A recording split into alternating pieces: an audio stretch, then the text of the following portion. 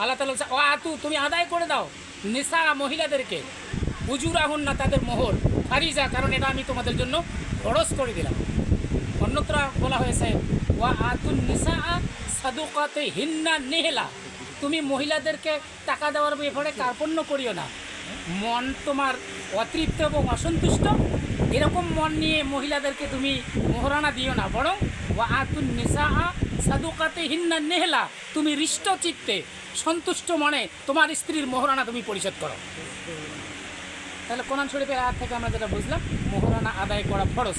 এই মোহরানা আদায় না করে যদি কেউ বিবাহ বন্ধনে আবদ্ধ হয়, তার সন্তানাদি আসে, এই সন্তান কি হবে আপনারা ফিকার কিতাব পড়ে দিবেন। আমি ওই মাসালা দেওয়ার কাজ করি না, ফতোয়া দেওয়ার কাজ করি না।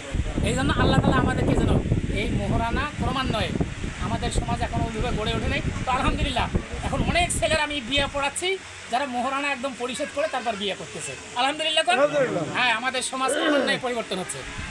এরপরে মোহরানা হয়ে গেল, এখন বিবাহের অনুষ্ঠান চলবে।